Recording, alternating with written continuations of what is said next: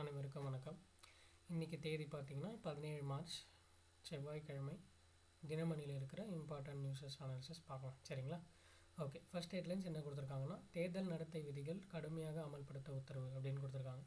So நம்ம நேற்றே பார்த்துருந்தோம், தமிழகத்தில் தேர்தல் விதிமுறைகள் நடத்தை விதிகள் அமலாயிடுச்சு அப்படின்னு சொல்லிட்டு.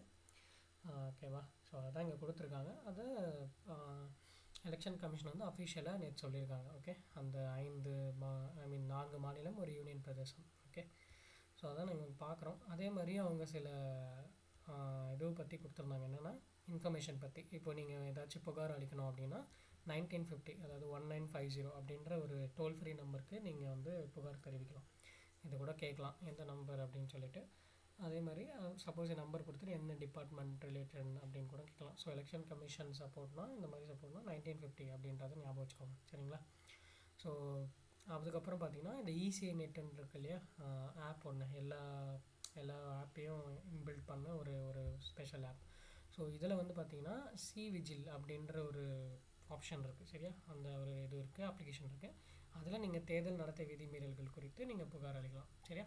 ஒன்று டோல் ஃப்ரீ நம்பர், இன்னொன்று இல்லைனா இந்த ஆப் மூலிமா போய் நீங்கள் கம்ப்ளைண்ட் பண்ணலாம். ஓகே, அதுதான் நீங்கள் பார்க்குற முதல் செய்தியாக. அடுத்த செய்தி பார்த்திங்கன்னா, தமிழ் சிறுகதையின் தடங்கள் நூலுக்காக தமிழ்ச்செல்வனுக்கு சாகித்ய அகாடமி விருது அப்படின்னு சொல்லியிருக்காங்க. ஸோ இந்த சாகித்ய அகாடமி விருது அப்படின்றது வருஷம் கொடுப்பாங்க. சரியா? இது எதுக்கு அப்படின்னு பார்த்தீங்கன்னா, அதாவது தமிழில் ஒரு நாட்டின் இது ஒரு உயரிய இலக்கிய விருது. சரிங்களா? அதாவது இலக்கியத்தில் தமிழ் ஒரு 24 மொழி இருக்குது இல்லையா, நம்ம ஸ்கெடியூல் படி 24 மொழி இருக்குது. அந்த 24 மொழியில் சிறந்த படைப்பு, ஒரு சிறந்த இலக்கிய படைப்புகளுக்கு மத்திய அரசால் இந்த விருது வழங்கப்படுது. சரியா? ஸோ இது ஆக்சுவலாக லாஸ்ட் டிசம்பர்லேயே இதை அறிவிச்சிருக்கணும். ஒரு மீட்டிங்லாம் கூட போட்டாங்க, மீட்டிங்லாம் போட்டு அறிவிச்சிருக்கணும். பட் சம்ஹவ் அதை அறிவிக்கலை. ஓகேவா? இது எப்பவுமே வருஷம் எண்ட்லேயே அறிவிச்சிருவாங்க, பட் அறிவிக்கலை. அதுக்கு எதிர்கட்சிகள் நிறைய பேர் ஒரு கண்டனம் கூட தெரிவிச்சிருந்தாங்க, இதில் கூட அரசியல் பண்ணுறாங்க அப்படின்னு சொல்லிட்டு. ஓகே, ஆனால் இப்போது அந்த டீட்டெயில்ஸ் வெளியாயிருக்கு. சரியா? ஸோ நேற்று தான் நம்ம ஞானபீட விருது பார்த்துருந்தோம். ஓகே, ஞானபீட விருது என்னென்னா, 24 மொழியில் ஏதாச்சும், அது ஓவராலாக இருக்கிறதுல ஏதாச்சும் ஒன்று ஸ்பெஷலாக செலக்ட் பண்ணுவாங்க. சரிங்களா? அந்த மாதிரி ஒரு ஒரு நூலோ ஒரு ஆசிரியரோ செலக்ட் பண்ணுவாங்க. ஓகேவா? ஒரு எழுத்தாளரோ. ஆனால் இதில் எல்லா மொழிகள்லேருந்தும் ஒரு நூல் தேர்ந்தெடுக்கப்படும். சரிங்களா? அது சிறுகதையாக இருக்கலாம், நாவலாக இருக்கலாம், ஒரு இலக்கிய நூலாக இருக்கலாம், ஒரு ஆராய்ச்சி நூலாக இருக்கலாம், எது வேணாலும் இருக்கலாம். ஓகே, அந்த எழுத்தாளர்களுக்கு அந்த ஒரு இது வழங்கப்படும். சரியா? இப்போ நம்ம தமிழுக்கு பார்த்திங்கன்னா, தமிழ்ச்செல்வன் அப்படின்ற ஒரு எழுத்தாளர் எழுதிய தமிழ் சிறுகதையின் தடங்கள் அப்படின்னு சொல்லிட்டு ஒரு நூலுக்காக கொடுக்குறாங்க. இது என்ன நூல் அப்படின்னு பார்த்தீங்கன்னா, 1913 1970 வரைக்கும் ஒரு சிறுகதைகள் வந்திருக்கும் இல்லையா தமிழில். அந்த சிறுகதைகளை பற்றி ரிசர்ச் பண்ணி அவர் ஃபுல்லாக எழுதியிருக்காரு. எப்படிலாம் சிறுகதையோட பரிணாமங்கள் வளர்ந்துருக்கு இல்லையா. ஒரு 900 பேஜஸ். ஓகேவா? அவ்வளோ பேஜ் இருக்கிற ஒரு புக்கை அவர் விரிவாக ஆராய்ச்சி பண்ணி எழுதியிருக்காரு. அது அவர் என்ன சொல்கிறாருன்னா, அதுக்கு அவருக்கு 3 ஆண்டுகள் எடுத்துக்கிச்சு அப்படின்னு சொல்கிறாரு. சரியா? ஸோ இதை நம்ம இங்கே பார்க்குறோம். இந்த புக்கு பப்ளிஷ் பண்ணது பார்த்திங்கன்னா பாரதி புத்தகாலயம். ஓகே, ஸோ இதை மட்டும் நோட் பண்ணி வச்சுக்கோங்க, யார் வெளியிட்டா, அவர் பேர் என்ன. சரியா? ஓகே, நெக்ஸ்ட்டு பார்த்தீங்கன்னா,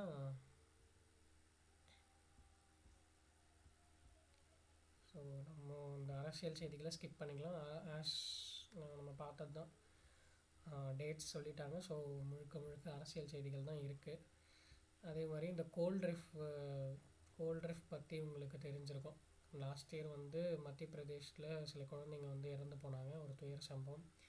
அது கேஸ் நடந்துகிட்ருக்கு. ஸோ இப்போது அதை பற்றி அந்த மருந்துக்கு திருத்த பரிந்துரையை மருந்து கட்டுப்பாட்டு வாரியம் சொல்லியிருக்காங்க. சரியா? தமிழ்நாடு சுகாதார மேம்பாட்டு சங்கம். Okay, TNHDA.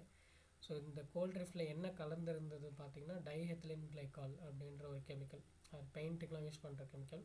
ஸோ அதை மட்டும் ஒரு வாட்டி ரிவைஸ் பண்ணிக்கிறோம், டைஎத்திலின் கிளைகால். ஓகே, அந்த கெமிக்கல் தான் கலந்து அந்த குழந்தைங்களோட உயிரை பறிச்சிருச்சு. சரி, அடுத்து வந்தீங்கன்னா, இன்றைக்கி ஆர்டிக்கல் பெருசாக இல்லை. உங்களுக்கு டைம் இருந்தால் ஜஸ்ட் கோ த்ரூ பண்ணி பாருங்கள். ஓகே, தேர்தல் பற்றி தான் கொடுத்துருந்தாங்க. சரியா? ஓகே, அடுத்து வந்தீங்கன்னா, கார்ட்டூனும் அதான் தேர்தல் பற்றி தான். ஸோ நம்ம தலைமை தேர்தல் அதிகாரி என்ன சொல்கிறாங்கன்னா, டிஜிட்டல் டிரான்சாக்ஷனும் நாங்கள் வந்து கண்காணிச்சிட்ருக்கோம் அப்படின்னு சொல்கிறாங்க. ஓகே, அடுத்து இந்த ஹெர்மோஸ் நீரிணை பற்றி ஒரு நியூஸஸ். நம்ம வெளியுறவுத்துறை அமைச்சர் ஜெய்சங்கர் வந்து பிரேசில், நாட் பிரேசில், பிரசல்ஸ் போயிருக்காரு, பெல்ஜியமில். ஸோ அங்கே ஒரு பேச்சுவார்த்தை நடத்திட்டுருக்காரு யூரோப்பியன் யூனியன்ஸ் கூட. ஓகே, அடுத்து கடைசியாக பார்த்தீங்கன்னா கடன் மீட்பு வழக்குகளை தீர்க்க 4 சிறப்பு லோக் அதாலத் அப்படின்னு கொடுத்துருக்காங்க. சரியா? ஸோ லோக் அதாலத் அப்படின்னா என்னென்னா உங்களுக்கு தெரியும், அது வந்து ஒரு அத்தாரிட்டி, ஒரு சென்ட்ரலைஸ்டு பாடி மாதிரி சொல்லலாம், ஒரு அத்தாரிட்டி பாடி. அது வந்து இந்த கேசஸ்லாம் முடிக்க முடியாமல் இருந்த கேசஸ்லாம் அவங்க எடுத்து தீர்த்து வைப்பாங்க. சரியா? ஸோ இது வந்து எதுக்கு கீழே நம்ம அமைச்சிருப்பாங்க, லீகல் சர்வீஸ் ஆத்தரைசேஷன் ஆக்ட் அப்படின்னு சொல்லுவாங்க, 1987 வந்திருக்கும்.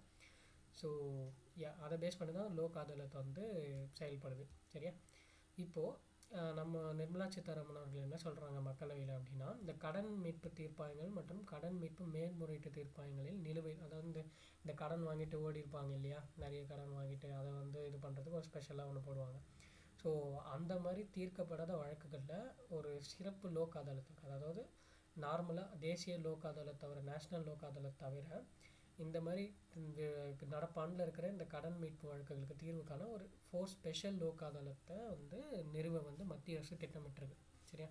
ஸோ அவங்க அந்த மாதிரி ஒரு 4 ஸ்பெஷல் லோக் அதாலத்தை ஒன்று அமைச்சு அவங்க அந்த வழக்குகளை வந்து ஒரு தீர்ப்புக்கு கொண்டு வருவாங்க. சரியா? அதுதான் இங்கே சொல்கிறாங்க. ஸோ அதுலேயும் ஸ்பெஷலாக அவங்க என்ன நோட் பண்ணுறாங்கன்னா, ரூபாய் 100 கோடி மற்றும் அதற்கு மேலான மதிப்புகள் கொண்ட வழக்குகள்.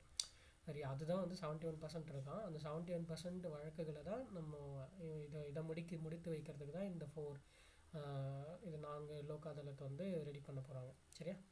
ஸோ அதை தான் இங்கே கொடுத்துருக்காங்க.